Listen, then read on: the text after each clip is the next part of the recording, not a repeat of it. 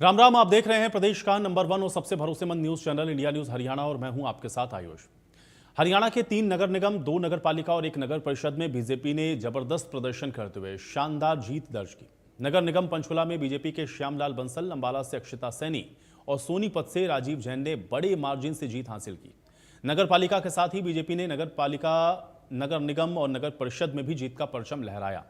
अब निकाय चुनाव में मिली इस जीत पर बीजेपी ने पंचकुला में जश्न मनाया और इस जश्न के कार्यक्रम में मुख्यमंत्री नायब सिंह सैनी, बीजेपी प्रभारी सतीश पुनिया, प्रदेश अध्यक्ष समेत तमाम मंत्री शामिल हुए।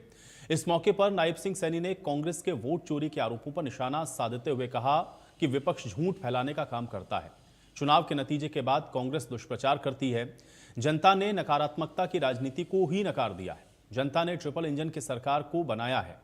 वहीं नेता प्रतिपक्ष भूपेंद्र हुड्डा ने निकाय के चुनाव के नतीजों पर कहा कि कांग्रेस का वोट प्रतिशत बढ़ा है। बीजेपी के खिलाफ 66% लोगों ने वोट किया है। बीजेपी को 34% वोट मिले हैं। इसके साथ ही भूपेंद्र हुड्डा ने वोट चोरी के आरोप भी लगाए। यानी कि निकाय चुनाव के बाद आरोप प्रत्यारोप का जो दौर है वो शुरू हो चुका है। अब इन सब के बीच में एसआईआर के तीसरे चरण का ऐलान हो गया है। जून से हरियाणा में एसआईआर की प्रक्रिया भी शुरू होनी है। तीसरे चरण में हरियाणा के अलावा पंजाब, चंडीगढ़ और दिल्ली भी इसमें शामिल है।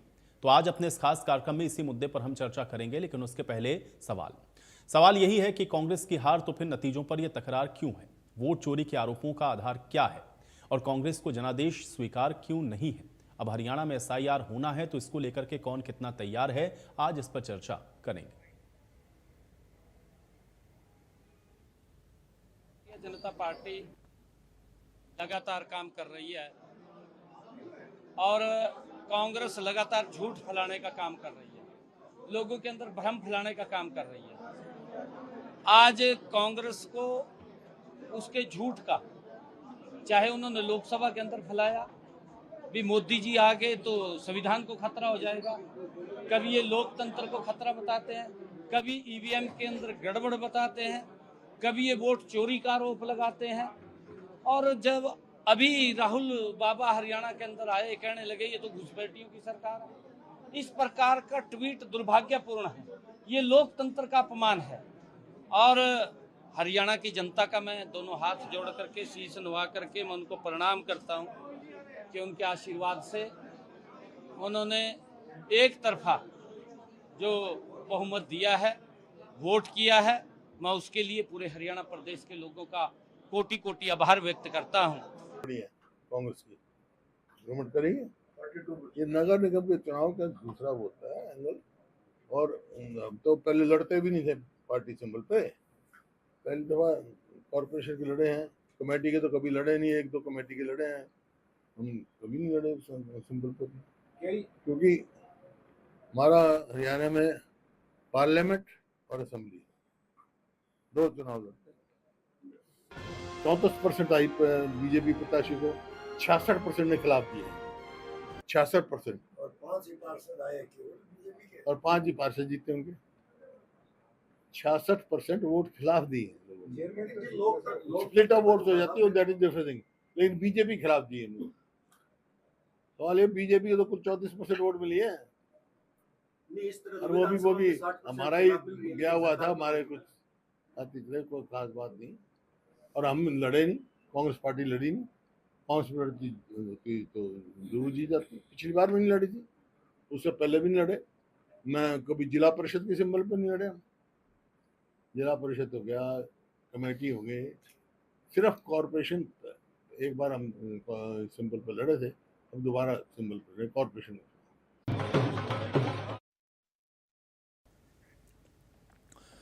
तो नतीजे कल आ चुके हैं, लेकिन कल से जैसे ही आपने देखा कि ये नतीजे आए, उसके बाद से लगातार आरोप प्रत्यारोप का जो दौर है वो जारी है। एक तरफ जीत के बाद आप देख रहे हैं कि भारतीय जनता पार्टी के खेमे में खुशी की जो लहर है वो दौड़ गई, लेकिन दूसरी तरफ विपक्ष की ओर से और खासतौर से कांग्रेस इन नतीजों को लेकर के ये भी कह रही है कि वोटिंग परसेंटेज उनका पिछली बार की तुलना में बढ़ा है, क्योंकि इसके पहले पिछला जो चुनाव नगर निगम का था वो उन्होंने सिंबल पर लड़ा, लेकिन वो स्थानीय चुनावों को सिंबल पर नहीं लड़ते। लेकिन इसके बावजूद भी जनता ने उनके पक्ष में ज़्यादा से ज़्यादा वोट किए हैं। बीजेपी को 34% वोट मिला है, जबकि विपक्ष में वो कह रहे हैं कि 60% से ज़्यादा वोट पड़ा है। तो इसलिए ऐसा नहीं है कि एक तरफा जीत भारतीय जनता पार्टी की है। और साथ में ये भी कहते हुए नजर आए कि वोट चोरी किया गया है।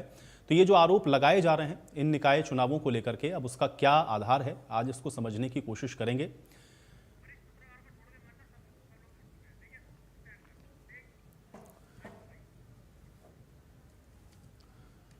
तो 7 निकायों के चुनाव परिणाम कल आ चुके हैं और 7 में से 6 निकाय ऐसे हैं जहां पर सीधे भारतीय जनता पार्टी ने जो जीत है वो हासिल की और एक निर्दलीय के खाते में गया है। लेकिन इन नतीजों ने कई सवालों को जन्म दिया है और ये सवाल विपक्ष लगातार उठा रहा है। उसके मायने क्या हैं, आज इसको इस चर्चा में समझने की कोशिश करेंगे। कुछ मेहमान हैं मेरे साथ, उनका परिचय करवाते हैं, उसके बाद आज की इस चर्चा की शुरुआत करते हैं। प्रियदर्शनी सिंह जी हमारे साथ जुड़ रही हैं, भारतीय जनता पार्टी के प्रवक्ता हैं। प्रियदर्शनी सिंह जी आपका स्वागत है। दीपक चौधरी जी हमारे साथ हैं, कांग्रेस पार्टी के प्रवक्ता हैं। दीपक चौधरी जी आपका स्वागत है। और रजत पंजेटा जी हमारे साथ हैं, इंडियन नेशनल लोकदल के प्रवक्ता हैं। रजत पंजेटा जी आपका भी स्वागत है। प्रियदर्शनी जी आपसे शुरुआत कर रहा हूं, चूंकि निकाय चुनावों के परिणाम आए कल, सारा दिन हम लोगों ने इस पर चर्चा भी की, लेकिन उसके बावजूद भी सवाल अभी भी इसको लेकर के विपक्ष की ओर से उठाए जा रहे हैं। और उनका ये कहना है कि एक तो वोटिंग परसेंटेज हमारा बढ़ा है, तो ऐसा नहीं कि आपकी एक तरफा ये जीत है, क्योंकि बहुत सारा मत ऐसा है जो उनको भी मिला है। और दूसरा वो ये भी कह रहे हैं कि इसमें हेरा फेरी या तंत्र का इस्तेमाल करके ये जो चुनाव है वो आपने जीता। कैसे देखते हैं इन आरोपों को आप?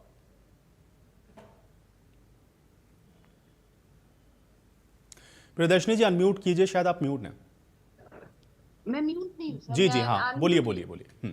हाँ जी, देखिए, दिल बहलाने के लिए ख्याल अच्छा है गालिब, यही इन्होंने दिल बहलाया है अपना ये बोल बोल के।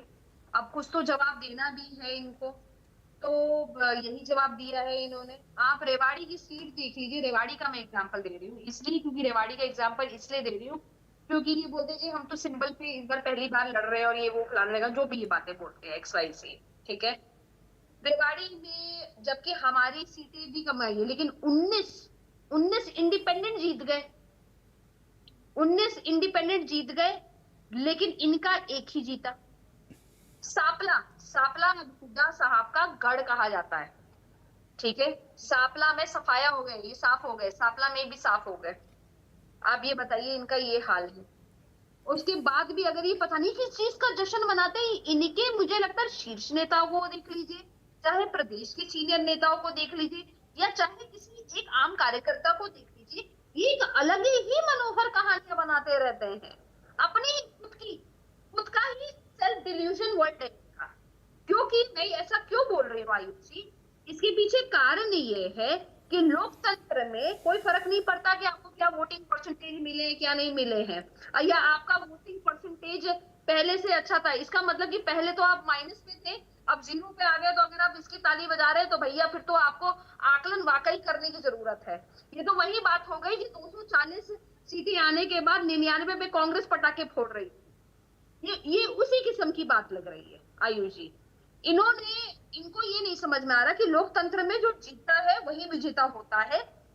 जनता का मैंडेट एकदम साफ है, हमारे मेयर बने, हमारा सोनीपत पे हमारे जो मेयर थे राजीव जैन जी वो रिपीट हुए, सापला में इनका सफाया हो गया। इनके जो पंचकुला की जो इन्होंने जो कैंडिडेट खड़ी की थी भारद्वाज जी, मिसेस भारद्वाज जी, उनका पहले तो वो जिसको कहते हैं महिला अध्यक्ष थी, लेकिन इतनी एक्टिव नहीं थी। उसके बाद संजीव जी जो कि मीडिया प्रभारी है यहाँ पे कांग्रेस के, उनकी पत्नी है। 5वें-6ठे राउंड में ही इनको समझ में आ गया था कि भैया इनका तो सफाया हो गया। तो एक और कहानी लेके आई है कि जी जिसको कहते हैं रोशनदान में जिसको कहते हैं जालियां नहीं लगी, शीशे लगे हैं, और जिसको कहते हैं ये रैक इधर से इधर होना, क्या बेकार की फालतू बातें बोल रहे हैं लोग। ताला कुछ और लगा था, पता है कैसी कैसी अजीब सी कहानियां बनाते हैं। आप जब हार रहे होते हो उसको एक हार स्वीकार करने का भी तरीका होता है। आप गरिमा से अगर अपनी हार स्वीकार करेंगे तो लोग भी आपको अप्रिशिएट करेंगे, जनता भी आपको अप्रिशिएट करेगी। लेकिन अगर आप अपनी ही हार, लेकिन प्रियदर्शनी जी ये भी तो अधिकार है ना विपक्षी होने के नाते, या जो भी ओपोनेंट कैंडिडेट है अगर उसको लग रहा है कि कहीं कोई खामी है तो उस बात को भी वो बताएगा। और ऐसा नहीं है कि आप लोग भी शिकायत, आप लोग भी करते हैं शिकायत, ये तो एक प्रोसेस का हिस्सा। उनको लग रहा है कि ये गड़बड़ है तो मुझे लगता है उसको एड्रेस भी करना चाहिए। भाई ये शको शुबा होना नहीं चाहिए ना, परिणाम तो जो भी हो, भले उनके पक्ष में हो आपके पक्ष में हो, लेकिन उसमें शक की गुंजाइश नहीं होनी चाहिए। आयुष जी कोई शक की गुंजाइश नहीं है, जनता ने क्लियर अपना मैंडेट दिया है। इलेक्शन कमीशन का ऑफिस आपको भी पता होगा, मुझे भी पता है, तो जो कैंडिडेट चुनाव लड़ रहा है उसको तो पता होगा ही होगा, चला जाए। लेकिन ये कभी इलेक्शन कमीशन नहीं जाते क्योंकि इनको मालूम है इनकी पोल पट्टी खुल जाएगी। ये कभी सिर्फ मीडिया में बाइट देने वाले नेता हैं, इनको नहीं मालूम धरातल पे जाके कैसे काम किया जाता है, किस तरीके से जनता से आप रूबरू। नहीं, लेकिन वो तो ये कह रहे हैं ना कि इलेक्शन कमीशन भी मिला ही हुआ है ना आपके साथ, तो वो मिल करके जब आप चुनाव लड़ेंगे तो फिर तो आप जीतेंगे, वहां भी शिकायत करने का फायदा क्या है? फिर उधर सुनवाई होनी ही नहीं उधर। में तो दारू एरिया में तो हमने अपने कैंडिडेट नहीं उतारे थे पार्षद, लेकिन हमने सपोर्ट किया था उन पार्षद कैंडिडेटों को। उसमें से 80% कैंडिडेट जीत गए आयुष जी, इनके भी जीत जाते। अच्छा, उकनाना में कितना बड़ा इन्होंने मजाक कर दिया, जोक हो गया। मैं आज देख रही थी आम आदमी पार्टी के भी जो प्रदेश अध्यक्ष है वो भी बधाई दे रहे हैं उकलाना की कैंडिडेट को, हमने जितवाया। और उसपे इनेलो के भी लोग क्रेडिट ले रहे हैं, और उसके बाद मैं देख रही हूँ कि हुड्डा साहब भी ले रहे हैं। तो एक मात्र सीट पे भी इनकी रस्म खत्म हो रही है। जबकि मैंने देखा था कि कल वो जो कैंडिडेट थी वो महिला जो जीती है वो बेचौटाला जी से बात कर रही थी। मैं देख रही हूँ आज सुशील गुप्ता जी, सुशील गुप्ता जी अपने उसमें डाला है उन्होंने पोस्ट में फेसबुक पे कि हमने बैकअप किया। तो बैकअप किसने किया? मतलब एक दावेदार है, उसपे कहते ना एक दावेदार पे 3 लोगों ने अपनी मोहर लगाने की कोशिश कर रहे हैं। हम तो ऐसे काम नहीं करते हुए देखा। अरे आप पहले से ही अपना संगठन मजबूत करते, और जहां जहां पद पड़े राहुल गांधी के वहां वहां बंटाधार। राहुल गांधी निगम चुनावों में भी एक निगम का चुनाव भी नहीं जितवा पा रहे। बताइए, इनके सबसे बड़े नेता, लीडर ऑफ ऑपोजिशन, निगम चुनावों में आ गए, और उसके बाद जैसे ही आए गुड़गांव में बंटाधार हो गए। रेवाड़ी में देख लीजिए रिजल्ट, दारूहेड़ा में रिजल्ट देख लीजिए, उसके बगल में सोनीपत भी था, सापला भी था। नहीं, ये तो प्रियदर्शनी जी जागती है ना भाई, वो तो सद्भाव यात्रा में शामिल होने के लिए आए थे न्योते पर, वो थोड़ी ना वहां पर कैंडिडेट के लिए प्रचार करने के लिए जा रहे थे। और आपके भी शीर्ष नेतृत्व तो नहीं आया, ठीक है, प्रदेश का नेतृत्व आपका यहाँ पर था एक्टिव, लेकिन ऐसा तो नहीं कि आपका भी शीर्ष नेतृत्व आकर के निकाय के चुनावों में प्रचार प्रसार कर रहा था। तो वो बात ठीक है कांग्रेस पार्टी की। हमारा रिजल्ट नहीं आया, हमारे शीर्ष नेतृत्व था, तो क्या हमने रिजल्ट परफॉर्मेंस नहीं दी है? हमने तो परफॉर्मेंस दी है भाई, हम तो परफॉर्मिंग पार्टी हैं। अगर हमारा शीर्ष, और मैं तो बड़े गर्व के साथ बोलती हूँ कि हमारी एक ऐसी पार्टी है जहां पे हमने सारे मंत्रियों की अलग अलग जगहों पे ड्यूटी लगा रखी थी। दारूहेड़ा में सिर्फ हमारे, जिसको कहते हैं, जो चुनाव हो रहे थे जिसमें हम पार्षद को चुनाव नहीं लड़ रहे थे, उसमें भी हमने माने राजेश नागर जी जो कि मंत्री है हमारे हरियाणा सरकार के, उनकी ड्यूटी लगा रखी थी। बाकायदा वो रोज आते थे, रोज जा रहे थे, रोज जनता से मुखालफत हो रहे थे। इनका कौन सा शीर्ष नेता दिख रहा था जमीन? मुझे तो कई रणदीप सुरजवाला नहीं दिखाई दिए, और हुड्डा साहब भी कोई खासा इंटरेस्टेड दिख नहीं रहे थे। हर जगह आप ब्लेम गेम खेलेंगे और इस तरीके से बोलेंगे कि हमारा वोटिंग परसेंटेज से आपके सदन में बैठ पाएंगे निगम के, आप ये बोलेंगे वोट लगा के कि नहीं मेरा वोटिंग परसेंटेज ही बहुत अच्छा था, ठीक है, मैं ग्रेस मार्क से पास होना चाहता हूँ। नहीं ठीक है, ये तो सब कहते हैं भाई, ऐसा नहीं है। आप लोगों ने भी कहा जब 240 सीटें आई तब भी आपने कहा कि वोटिंग परसेंटेज को देखना पड़ता है। बहुत सारे राज्यों में भी जहां विपक्ष में आप बैठे वहां भी आप लोग ये तर्क रखते हैं, वो ठीक बात है। अगर वोटिंग परसेंटेज उनका बढ़ा है तो वो बताएंगे, सकारात्मक बात तो ये है ही, वो ठीक बात है वो सीटों में कन्वर्ट नहीं हुआ, लेकिन इसको बताना तो कोई गलत बात नहीं ना। वोटिंग परसेंटेज बढ़ा, अगली बात वो सीटों में भी कन्वर्ट हो जाएगा। और ये भी कहा हुड्डा जी ने कि भाई हम तो पहले सिंबल पर लड़ते ही नहीं थे, तो हमने पिछली बार के जो निगम के चुनाव थे उसमें भी मेयर के लिए हमने सिंबल पे कैंडिडेट दिए, और ये दूसरा टर्म था जब हमने सिंबल के अपने जो कैंडिडेट है सिंबल पर उतारे। तो वो ये कह रहे हैं कि हम ये आपसी भाईचारे वाले चुनाव होते थे उसमें हमने कभी अपने कैंडिडेट्स को उतारा ही नहीं, हम समर्थन देते थे, जो जीत जाता था सही लगता था उसको समर्थन देते थे।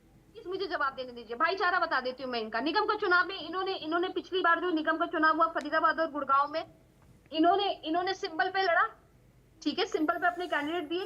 पहली बात तो इनका कोई सिंबल लेने के लिए तैयार नहीं था। मैं खुद उसी जिले से आ रही हूँ इसलिए ये बात बोल रही हूँ।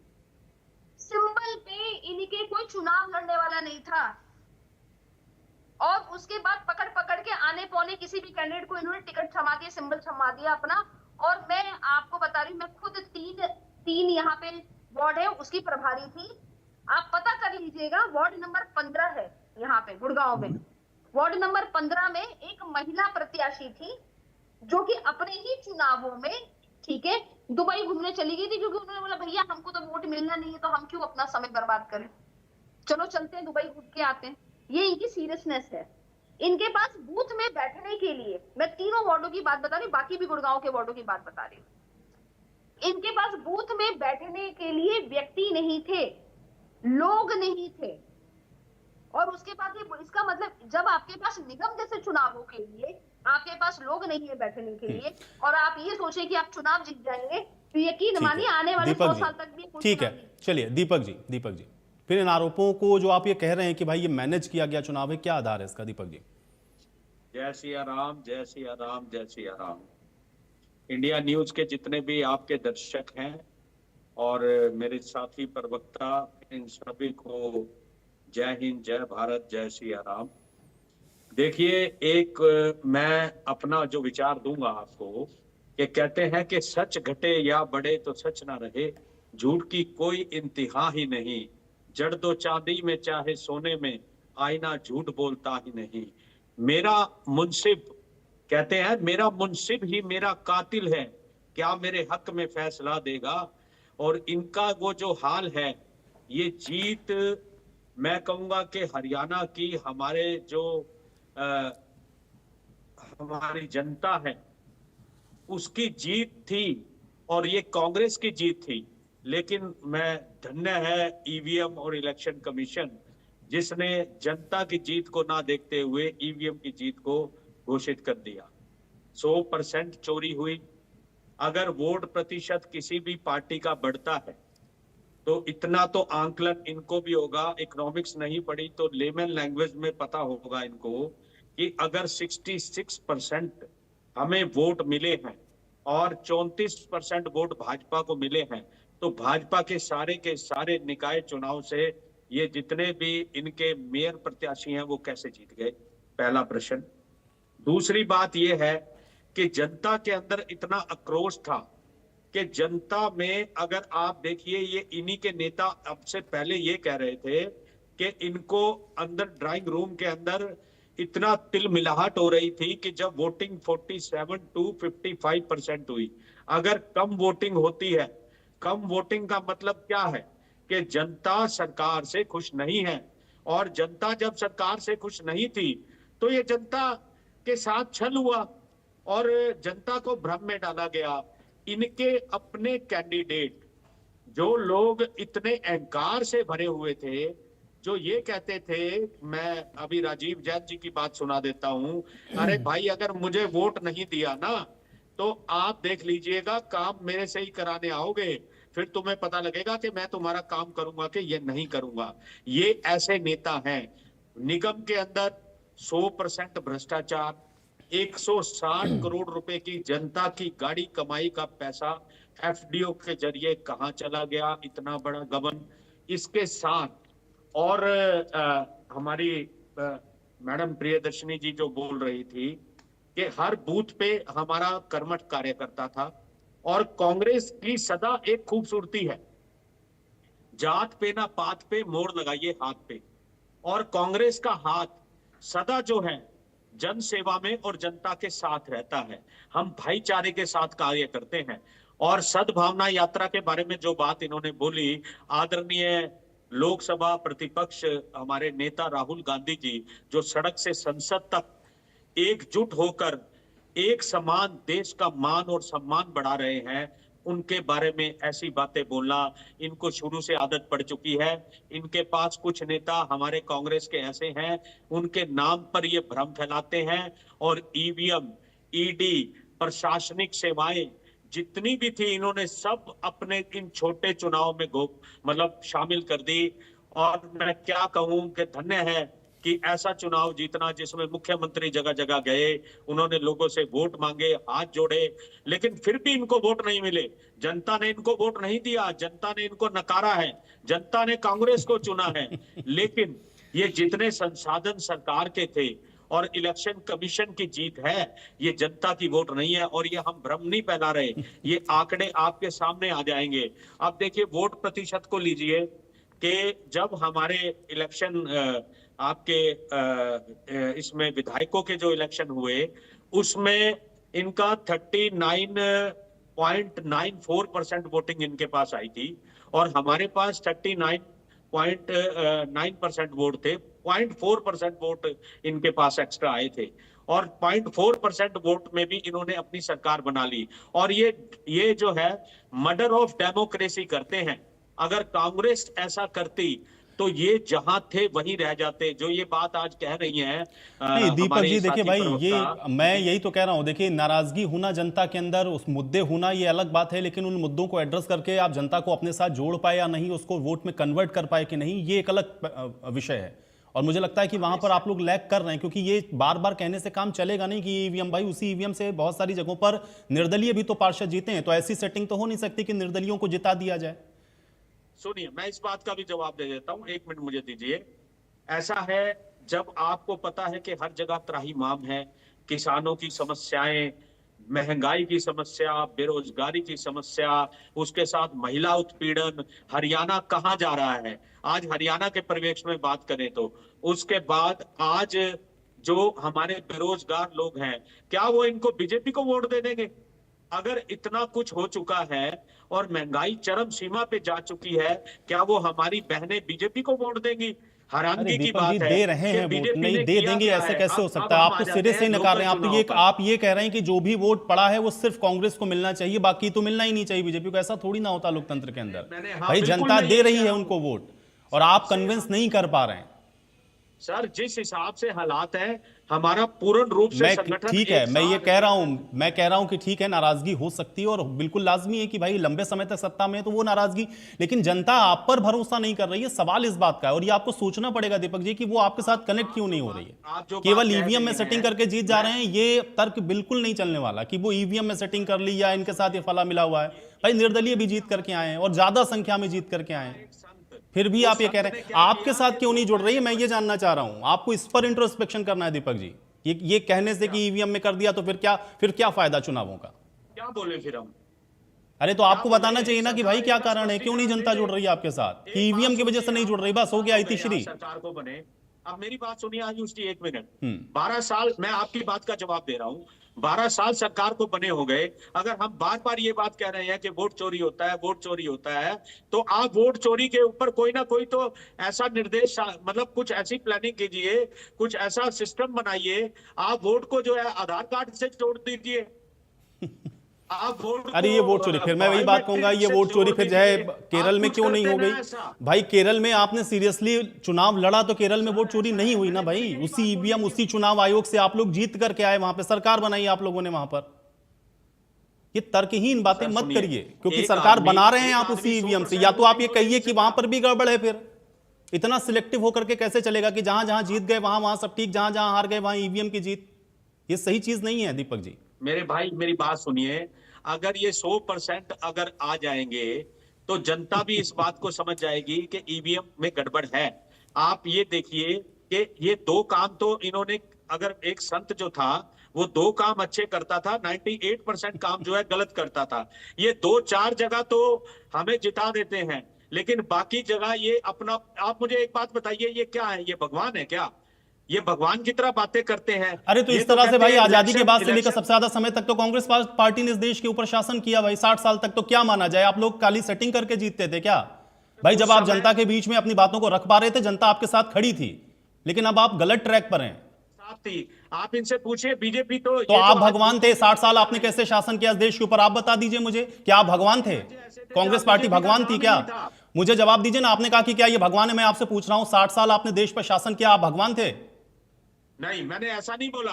अभी आपने बोला ना कि क्या ये भगवान है? उसके बारे में मैंने बोला आपको, हमारा कोई कांग्रेस का नेता फोरकास्ट नहीं करता था। अरे कैसी बातें कर रहे हैं? बूथ कैप्चरिंग होती थी, ऑन रिकॉर्ड्स हैं, बूथ कैप्चरिंग होती थी। कैसी बातें कर रहे हैं आप? लेकिन ऐसा नहीं है ना, लेकिन उस समय भी विपक्ष जो था वो शालीनता से स्वीकार करता था हार पिछली को। बातों को लेके बैठ जाओगे, अगर अब फिर वही बात है, तो पिछली बातों का जिक्र नहीं होना चाहिए, लेकिन ये 15 साल में अगर ये सरकार चला रहे हैं तो आप अपना इंट्रोस्पेक्शन नहीं कर रहे हैं ना। मैं ये कह रहा हूं दीपक जी, ये कहने से छिपने से काम नहीं चलेगा, और आप भी जीत रहे हैं, ऐसा नहीं कि आप हार रहे हैं। हम कहां छिप रहे हैं? हम छिपे ही नहीं कहीं। हम तो कह रहे हैं कि हमारी जीत है, ये जनता की जीत है मेरे भाई। मैं तो आयुष जी कह रहा हूं ये जनता की जीत है, लेकिन जितनी एजेंसीज ये कंट्रोल में करके बैठते हैं, जितनी एजेंसियों का इनके ऊपर दबदबा है, तो बताओ आप, हम कहां से कितनी जगह से हम इनको हरा लेंगे? हम तो ये कहते हैं कि निष्पक्ष चुनाव कराओ, निष्पक्ष चुनाव लाओ, तब बात बनेगी कि क्या होता है। ईमानदारी से आप बताइए ना, आपने क्या निगम के चुनावों में, आप मुझे बताइए ना भाई, ईमानदारी से बताइए बात, क्या निगम के चुनाव में जितनी मेहनत ये कर रहे थे उतनी करते हुए दिखे आप? बताइए, आप जितनी मेहनत कर रहे थे, आप तो कैंडिडेट भी नहीं उतार रहे हैं सिंबल पर, फिर आप ये उम्मीद कैसे करेंगे कि जनता आपके साथ जुड़ेगी? हमने तो जनता के साथ खड़े होकर हर काम किया है। हम तो सड़क से संसद तक गए हैं। भारत जोड़ो यात्रा हमारे जो है राहुल गांधी जी ने कन्याकुमारी से लेकर जो है जम्मू कश्मीर तक चलाई, ठीक है, सबको जनता को जोड़िए। सबको ठीक है जोड़ा, पंजेटा जी, और सभी हमारे ठीक है, साथ जुड़े। आप अभी भी कह रहे हैं कि ये जीत है आपकी। ठीक है पंजेटा जी, कैसे देख रहे हैं इन परिणामों को?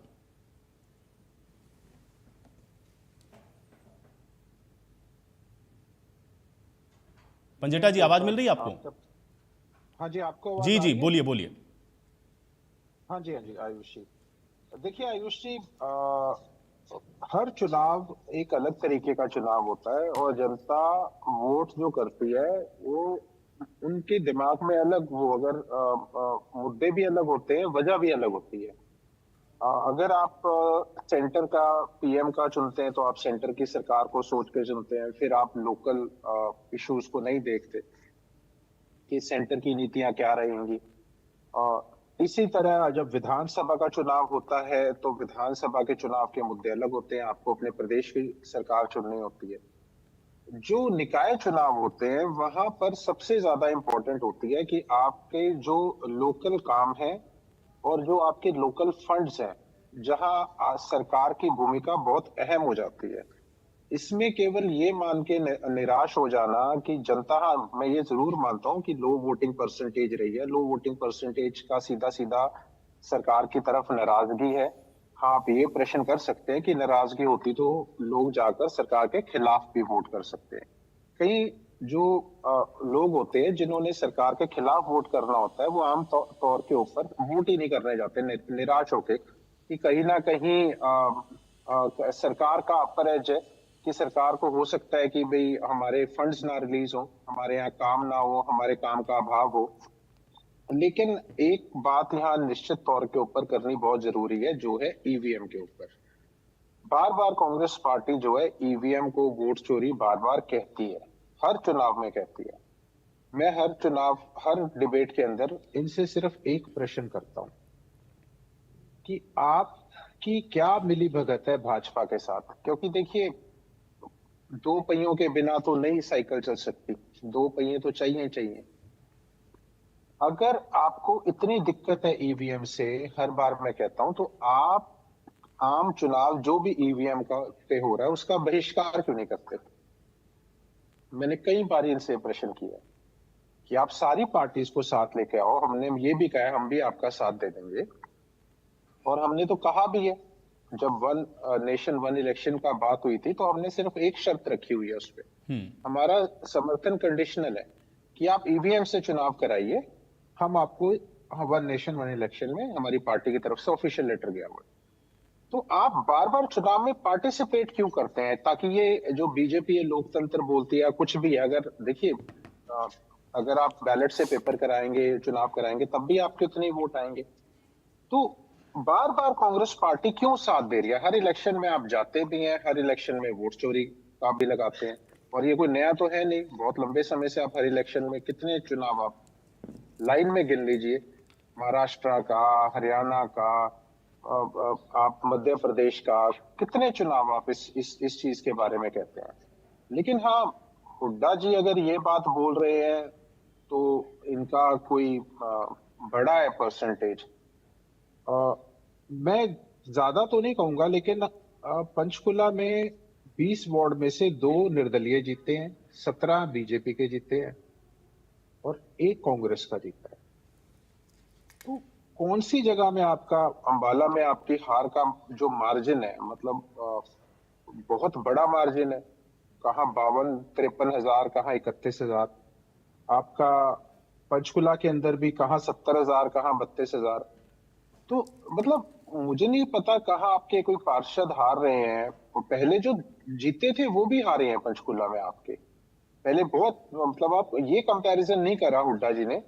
हुड्डा जी ने आकर सीधा ये बोल दिया कि भाई हमारा वोट परसेंटेज बढ़ा। मतलब मैं इससे इत्तेफाक नहीं रखता, क्योंकि जो रिजल्ट्स कह रहे हैं वह भाजपा की बड़ी मतलब शानदार जीत हुई है, और वो जो भी जीते हैं वो बधाई के पात्र भी हैं। हर जगह आप ये फैक्टर नहीं ले सकते कि यहाँ ईवीएम खराब थी तो आपको पार्टिसिपेट पहले नहीं करना चाहिए था। जब आप ईवीएम में उसी पता आपको वो ईवीएम खराब है, और फिर भी आपको पता है वो रिजल्ट मैनिपुलेट होएगा, और फिर भी आप अगर उसमें पार्टिसिपेट कर रहे हैं, तो हो सकता है भाजपा की और कांग्रेस की मिली भगत हो, इसमें कोई दो राय नहीं।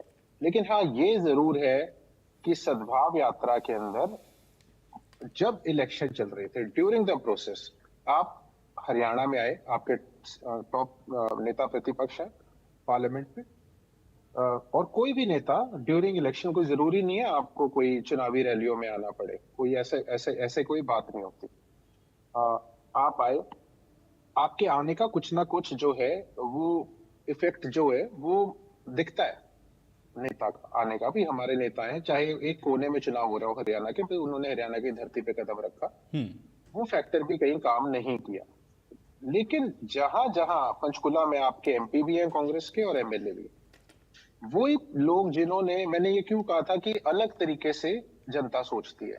अब पंचकुला में चंद्रमोहन जी कांग्रेस के एमएलए अभी चुन के आए हैं, थोड़े समय पहले चुनाव हुआ है, और वही कांग्रेस आज मात्र 31,000 वोट लेती है, 32,292। वही कांग्रेस 32,000 पे रह जाती है, और वही जो बीजेपी जहां आ रही है वो लगभग 70,000 वोट लेती है। तो आप ये देखिए कि जनता की सोच ये नहीं है। जनता उस वक्त एमएलए चुन रही थी, और जनता जब निकाय चुनाव में आती है तो वो ये देखती है कि हमारी जो ये सुविधाएं हैं कि ये बंद ना हो जाएं, कहीं हमारी सड़कों का काम ना हो, हमारी स्ट्रीट लाइट का ना हो, हमारा सीवर का काम ना हो, जबकि हड़ताल पे बैठे हैं। समस्याओं की कोई कमी नहीं है।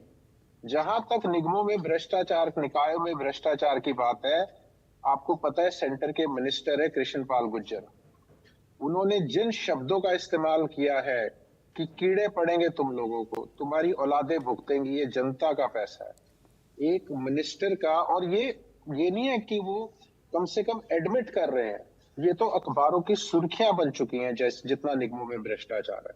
वो तो अभी सिर्फ इन्होंने एक 10 करोड़ का मुद्दा उठाया है, 200 करोड़ का एक का मुद्दा है, 55 करोड़ का एक का मुद्दा है, और ये दशकों से भ्रष्टाचार का अड्डा बना हुआ है, खासकर फरीदाबाद का, गुड़गांव में भी। और सफाई कर्मचारी, फायर ब्रिगेड वाले, मतलब युवाओं को नौकरी नहीं मिल रही, भारियों को नौकरी मिल रही है। मैं कहता हूं कोई भी इतने मुद्दे हैं कि अनगिनत मुद्दे हैं सरकार के खिलाफ, लेकिन लोगों की सोच जो है वो एक डिफरेंट पैटर्न के ऊपर वोटिंग करती है। जब आपका सरपंची का चुनाव हो, नगर नहीं, परिषद तो क्या का वो हो, नब्ज नगर पकड़ निगम नहीं पा का रहे हैं? हो। क्योंकि एक जगह क्या केवल इसका फायदा है कि सरकार है इस वजह से उस फेवर में जा रहा है, या इसका क्या कारण है? क्योंकि लड़ तो रहे थे और अल्टीमेटली सारे ही लोग भाई चुनावों में तो गए ही, तो फिर वो जनता क्यों नहीं जुड़ रही है जिनकी नाराजगी है?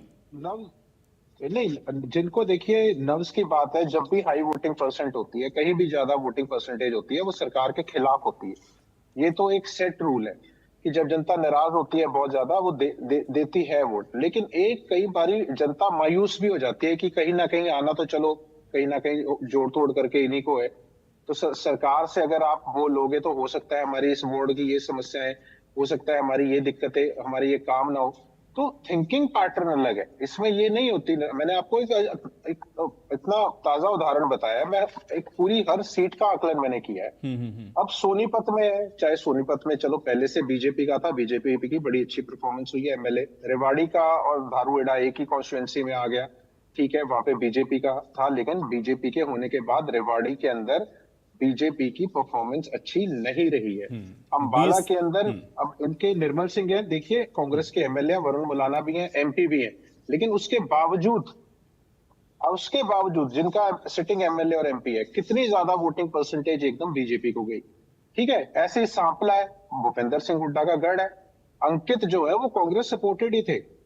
भूपेंद्र सिंह हुड्डा अगर कह रहे हैं कभी नहीं, कई जगहों पे सिंबल दिया भी है कांग्रेस ने, ऐसा नहीं है नगर परिषद के अंदर कभी नहीं दिया, हुआ है, 2-3 इंसिडेंट्स ऐसे हुए हैं पहले भी।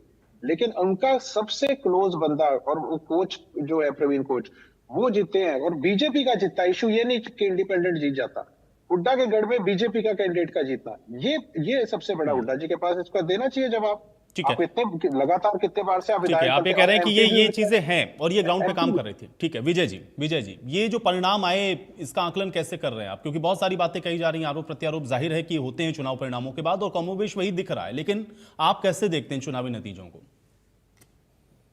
देखिए, जो नतीजे आए हैं वो तो बहुत स्पष्ट इंडिकेट कर रहे हैं कि भाई अगर 7 में से 6 नगर परिषदें जो हैं वो आज बीजेपी के साथ गई हैं, बहुत स्पष्ट है, उन्होंने जीता है उन चुनाव को, और एक जो है निर्दलीय है। तो आप क्या मानेंगे इसको? एक बड़ी क्लियरिटी है भाई और आप जो बात ये आ रही है कि सब 66% वोट जो है वो तो बीजेपी के खिलाफ थे, तो ये सीटें जो निकली हुई हैं इनके बारे में हम क्या कैसे वो करेंगे? इसका डिसीजन जो है कि 66% के हिसाब से लिया जाएगा क्या?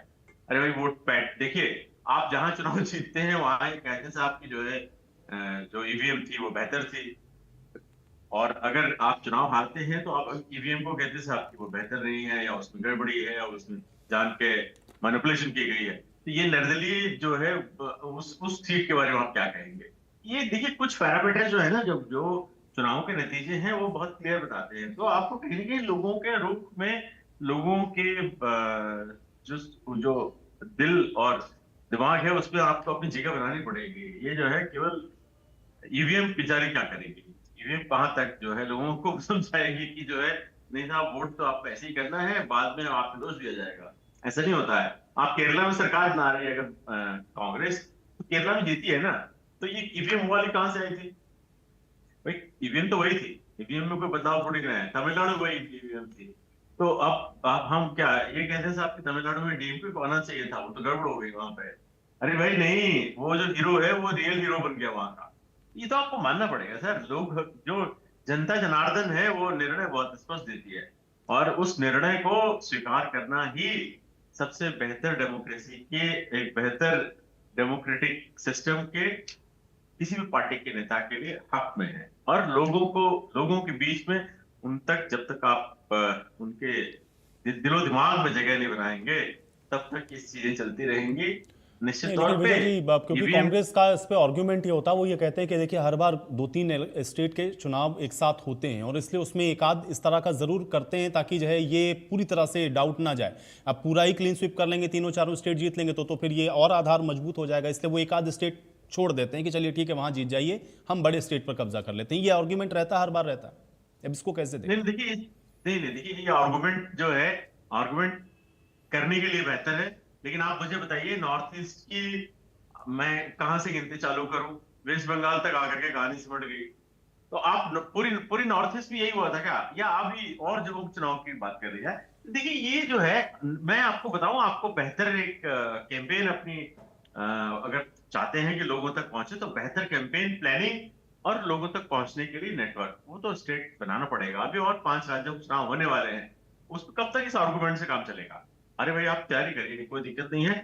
मुझे लगता है कि एक लंबे समय तक जब जो पार्टी शासन कर चुकी है, जिसके पास एक बहुत बेहतर फौज रही है, बहुत मैच्योर नेताओं की फौज है, केवल एक ही पार्टी की बात नहीं कर रहा हूँ, उससे निकले हुए तो बहुत सारी पार्टियां वहां अलग अलग राज्यों में अपना अपना सरकार बना चुकी है लंबे समय तक। तो पार्टी तो मदर ऑफ पार्टीज है।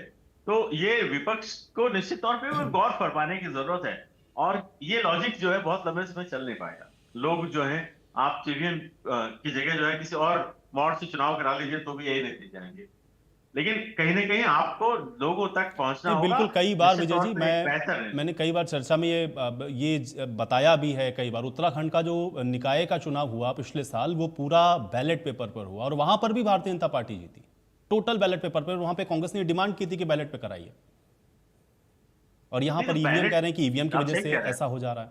तो वहां बैलेट पर भी नहीं जीते, कांग्रेस का एक भी नहीं जीता। आप बैलेट से कराइए, ईवीएम से कराइए, आपको लोगों को अपने साथ खड़ा करना होगा, मुद्दों के साथ उनके साथ खड़े होना पड़ेगा। और एक बात और देखिए, जो है नगर पालिका, नगर निकाय के चुनाव जो होते हैं, इनके बारे में आम धारणा है कि जहां जिसकी सरकार होती है उसका वर्चस्व होता है, और वो उनमें वो चीजें आमतौर पर सरकार के फेवर में जाती है। ये एक बहुत जाना पहचाना सा भी स्टैंड है। लेकिन इसके अलावा जो विधानसभाओं के चुनाव हुए हैं, आप बैलेट की भी जो बात कह रहे हैं, आखिरकार वहां भी तो कहीं ना कहीं कुछ रिफ्लेक्शन आना चाहिए ना। देखिए एक मूव है, एक माहौल है, इस माहौल में निश्चित तौर पे आपको एक जगह तो स्पेस तो लेनी पड़ेगी। स्पेस लिए बगैर जो है, अगर आप केवल आर्गुमेंट से काम चलाएंगे तो बात नहीं बनेगी। तो बयानबाजी जो है वो बहुत अच्छी है, होनी चाहिए। राजनीति में उसी से बयानों से ही काम चलता है, लेकिन लोगों तक भी वो बयान स्वीकार्य होना चाहिए। लोगों तक, वहां तक आपको वो बयान आपके बिल्कुल लोगों तक पहुंचने चाहिए, वो लोगों तक स्वीकार होना चाहिए, और लोग उसको माने कि साहब जो है आप कह रहे हैं वो सही है, और आपकी बात पे चले। तो एक माहौल जो है जरूर बनाना होगा आने वाले चुनाव के लिए। प्रियदर्शनी जी, ये वाली बात बार बार कही जा रही है कि भाई एक तो लोगों के अंदर जो नाराजगी दिख रही थी, क्योंकि बहुत जगहों पर ये भी था कि लोग नाराज थे क्योंकि बहुत बेसिक मुद्दे होते हैं लोगों के पास कि सड़क बिजली नहीं है या सीवर की समस्या है या स्ट्रीट लाइट नहीं है, इस तरह की चीज़ों को लेकर के लोग मुखर होकर के बोलते भी हैं। अब ये कहा जा रहा है कांग्रेस की ओर से या विपक्षी दलों की ओर से कि जब ये नाराजगी थी तो भाई ये कैसे हो सकता है कि हर जगह आपका ही जो मेयर है वो जीत जाए, और इसलिए ये शक पैदा होता है कि कहीं इसके अंदर कोई आप लोगों ने सेटिंग तो नहीं की। प्रियदर्शनी जी, इस आर्ग्यूमेंट का क्या जवाब है? आयुष जी, जैसे कि मेरे साथी कांग्रेस के प्रवक्ता दीपक जी ने शेरो शायरी से जवाब दिया, मैं भी एक शेर बोल देती हूँ कि पूरे तमाम उम्र मैं आईना साफ करता रहा और गंध मेरे चेहरे पे थी। यही फैक्ट है इनके बारे में कांग्रेस की। ये नटशेल है, ये समरी है कांग्रेस की, जो इनको समझ में नहीं आ रही है। तमाम उम्र ये दूसरे पे ब्लेम गेम खेलते रहे, विक्टिम कार्ड खेलेंगे तो ऐसे काम नहीं चलेगा। मैं विजय जी ने कुछ पॉइंट बड़े अच्छे किए हैं, बोले हैं, जो कि मुझे बड़े लॉजिकल लगे हैं। आपको नए मुद्दे उठाने पड़ेंगे। आप समझिए, एसआईआर का मुद्दा ये जो उठाया इन्होंने, तो इससे इनकी और फजीहत हो रही है।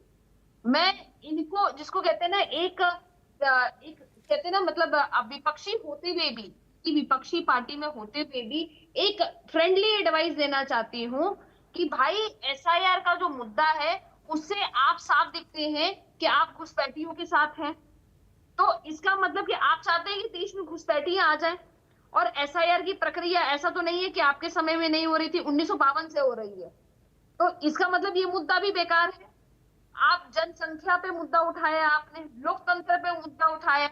मैं आपको बताती हूँ, जो लोकतंत्र की किताब लेके घूम रहे थे, मैं आपको बता दूं कि कम से कम भी, मतलब मैं एक आर्टिकल पढ़ रही थी, उसमें 18 बार राष्ट्रपति शासन किसने लगाया? आदरणीय इंदिरा गांधी जी ने 18 बार राष्ट्रपति शासन लगाया है। और उसके बाद ये बोलते हैं कि लोकतंत्र हम खत्म कर रहे हैं। इमरजेंसी लाने वाले आज हमें बोल रहे हैं कि हमें लोकतंत्र खत्म कर रहे हैं। दूसरी बात, ईवीएम लाने वाले आयु जी, ये लोग खुद थे ईवीएम लाने वाले। अभी आपने खुद आयु जी उत्तराखंड का एग्जाम्पल दिया। ऐसे हमारे पास ऐसे तमाम कितने एग्जाम्पल्स हैं कि जब बैलेट पेपर पे चुनाव होता था तब किस तरीके से ये लोग किस तरीके से जब्त कर लिया करते थे, चुनाव को ही जब्त कर लिया करते थे। अब बंगाल में इतना भयंकर चुनाव हुआ, मुझे एक भी विधानसभा का नाम बता दीजिए, मैं यहीं पे बैठी हूं, मुझे एक विधानसभा का नाम बता दीजिए जहां पे बूथ कैप्चरिंग हुई हो। ऐसा एक विधानसभा नहीं है जहां पे बूथ कैप्चरिंग हो। बैलेट पेपर पे जब चुनाव होता था अधिकतर आप नहीं, तो अब बूथ कैप्चरिंग तो हो नहीं सकती ना, क्योंकि अब तो आप ईवीएम को सेट करते हैं ना। यही तो उनका आरोप है कि आप उसके अंदर जरूर कुछ ना कुछ ऐसा करते हैं, क्योंकि कमोबेश यही बात वहां पर भी ममता बनर्जी भी यही कह रही थी कि भाई जो गड़बड़ियां हैं वो आप लोगों ने की और उस वजह से जीते आप लोग चुनाव वहां पर। आयु जी, इनको अपना, सारे कांग्रेसियों को अपना दिमाग सेट करने की जरूरत है। ईवीएम को कोई सेट नहीं कर। आपको ये बात समझने की जरूरत है कि इनकी आइडियोलॉजी क्या है। पहले तो मुझे ये नहीं समझ में आता, मैं तो आज तक नहीं सही 100 साल पुरानी पार्टी है इनका, तो अब ये आइडियोलॉजी भी कोई नहीं रही है। ना ये राष्ट्र हित की बात करते हैं, ना ये नेशनलिज्म की बात करते हैं। वंदे मातरम से इनका कोई लेना देना नहीं है। इनको हिंदू और हिंदुत्व से घोर नफरत है। तो इनकी आइडियोलॉजी के एजेंडा लेकिन प्रदर्शनी जी, भाई लोकल बॉडीज के इलेक्शन में तो हिंदुत्व से क्या लेना देना। लोकल बॉडी के इलेक्शन में तो आपको बेसिक मुद्दों पर चुनाव लड़ना है ना, और वो यही कह रहे हैं बार बार कि भाई जो इतनी नाराजगी लोगों के अंदर थी, वो नाराजगी होने के बावजूद भी आपका कैसे जीत सकता है कैंडिडेट? मैं बताती हूँ सर, मैं आपको अपने घर का एग्जाम्पल देती हूँ। मेरी मदर 2 बारी पार्षद रही है, और मैं इस चुनाव को, इसलिए मैं लोकल बॉडी का चुनाव बहुत अच्छी तरीके से समझती हूँ। लोकल बॉडी का चुनाव राष्ट्रीय मुद्दों पे नहीं लड़ा जाता है, वो व्यक्ति पे लड़ा जाता है। अगर आप अपने कैंडिडेट अच्छे नहीं चुनेंगे, जो कि लोकल मुद्दों से अटैच नहीं होगा, जो लोकल जनता से अटैच नहीं होगा, तो यकीन मानिए आप कोई भी चुनाव नहीं जीत सकते हैं। आपको चेहरा ऐसा होना पड़ेगा जो कि लोकली लोगों से कनेक्टेड होगा। अगर नहीं कनेक्टेड है तो आई एम सो सॉरी, कि आप इसका मतलब कि एक डिल्यूजन में ही रहेंगे। आज हम चाहे पंचकुला की बात करें, चाहे अंबाला की बात करें, बिल्कुल सही बात है कि निर्मल सिंह जी वहां पे हैं, उनकी पुत्री भी वहां से चुनाव लड़ी थी, दोनों बार पहले आम आदमी पार्टी में थे, उसके बाद वहां चुनाव लड़ी, उनको टिकट नहीं मिला, उनकी बिटिया को। उसके बाद निर्मल सिंह जी ने क्या हेल्प नहीं की, ये अपने ही लोगों को हराते। विधानसभा में तो रिकॉर्डिंग थी, कायदा भाई रिकॉर्डिंग है, हुड्डा साहब ने अपने ही 17 विधानसभा में अपनी कैंडिडेट्स को हरा दिया। तो अगर आप अपने ही कैंडिडेट को हराएंगे और उसके बाद बोलेंगे जी हमारा वोटिंग परसेंटेज का मैं बताती हूँ क्या हाल है, इनको कौन समझाए, मैं लेकिन जनता को समझाना चाहती हूँ, जनता को ही समझाना चाहती हूँ कि वोटिंग परसेंटेज क्या होता है। हमारा, मैं बता रही हूँ, कर्नाटका में इन लोगों की सरकार है, भारतीय जनता पार्टी का वहां पे वोटिंग परसेंटेज 44% था, इनका 39 था, इन्होंने सरकार बना ली, इनकी सीटें ज्यादा थी, इन्होंने बना ली। अब इसमें क्या लॉजिक है? इस लॉजिक से तो हम चले तो हमें वोटिंग परसेंटेज को ही लोकतंत्र का आकलन कर देना चाहिए। तब तो हम कर्नाटका में हमने क्यों नहीं सरकार बनाई, इसका जवाब देंगे पहले, इसका कोई जवाब नहीं होगा। देखिए, आपको समझने की जरूरत है कि अपने आप को स्वीकार करो कि हम क्यों हार रहे हैं। ठीक है, आप कह रहे हैं कि ठीक है, आप कह रहे हैं कि डिल्यूजन में, ठीक है आप दीपक जी, आने वाले ठीक है दीपक जी, ठीक है दीपक जी, हाँ जी, अब ये अगर ईवीएम पर भरोसा नहीं है तो पंजेटा जी भी यही बात कह रहे थे, वरिष्ठ पत्रकार ने भी कमोबेश यही बात की कि फिर ठीक है, एक कम से कम एक कंसेंसस बनाइए आप लोग सारे विपक्षी दल एक होकर के कि नहीं, अब अगला जो भी चुनाव है उसको हम लोग बैलेट पेपर पर लड़ेंगे, ईवीएम पर हमको भरोसा नहीं है। ये क्यों नहीं कर रहे हैं आप लोग? सर, बात एक है कि जितना समय आपने अभी प्रियदर्शनी जी को दिया है ना, उतनी बात मेरी बड़ी ध्यान से सुनिएगा आयुष जी। जो ये बातें कह रही हैं, ये सारी मन घड़त कहानियां बनाते हैं। अगर मैं आज जो पंजेठा जी बोल रहे थे, मैं इनके बारे में पहले जवाब दे देता हूं। ये कह रहे हैं कि इतने मुद्दे हैं, हजारों मुद्दे जनता के हैं और जनता इनसे खुश नहीं है बीजेपी से, तो कैसे ये इलेक्शन जीत सकते हैं? क्या किया इन्होंने? साम दाम दंड भेद सब चीजों का प्रयोग किया क्या? पैसों का प्रयोग किया, प्रलोभन का प्रयोग किया, या इलेक्शन कमीशन का तो हम बोल ही रहे हैं। इसके साथ आप हमें ये बताइए, जो ये संगठन की बात करती हैं, ये जो इंदिरा गांधी जी के बारे में झूठ बोलती हैं, 18 बार कभी देश के अंदर आज तक इमरजेंसी लगी है? अरे मैडम, कुछ पढ़ के तो आइए, कुछ सच तो बोलिए। झूठ का पुलिंदा आपने रखा हुआ है 18 बार। आप मेरे को 18 बार किसको कहते हैं, आपको पता है इस बात का? 18 बार इमरजेंसी लगना। और जो ये पुरानी बातें आप करती हैं, बूथ कैप्चरिंग और ये वो, उस समय को लेकर आप सारी उम्र यही ढोल पीटती रहेंगी। जनता ने आपको सिरे से नकारा हुआ है। आप केवल मात्र एजेंसीज का प्रयोग करती हैं। आप ये देखिए, हमारे जितने भी नेता थे, हरियाणा की बात कर रहा हूं, जितने नेता, जिंदल परिवार, हमारे भजन लाल जी का परिवार, जिनके बारे में इतना गलत बोला जाता है, इन्हीं के सांसद के द्वारा, शर्म आनी चाहिए इनको इस बात की। उसके बाद हमारे जितने नेता और नेताओं के बारे में बताऊं, ये पूरी लिस्ट है जो बीजेपी में गई। और वो क्यों गई? आज वो वहां पर ऐसा महसूस कर रहे हैं कि हम क्यों गए। आपने बंसीलाल जी के परिवार को बीजेपी में ज्वाइन करवाया, जब तक वो नहीं थे तब तक तो आप उनको सबको कहते थे ये भ्रष्ट है, ये भ्रष्टाचार करते हैं। आपने तो वॉशिंग मशीन, वही बात है कि पुरानी बात है। चलिए, अब दीपक जी, आपकी इसी बात के साथ चर्चा ये समाप्त करनी पड़ेगी। बहुत शुक्रिया, आप लोगों ने समय निकाला, इस चर्चा का हिस्सा आप लोग बने। तो हालांकि चुनाव के जो नतीजे हैं उनकी घोषणा हो गई है, लेकिन उस पर भी जो सवाल हैं वो अभी भी बरकरार हैं। और अब देखना यह है कि इन सवालों की ये जो राजनीति है ये कब तक चलती है और इसके क्या परिणाम आगे आने वाले समय में देखने को मिलते हैं। आज इस खास पेशकश में मेरे साथ फिलहाल इतना है।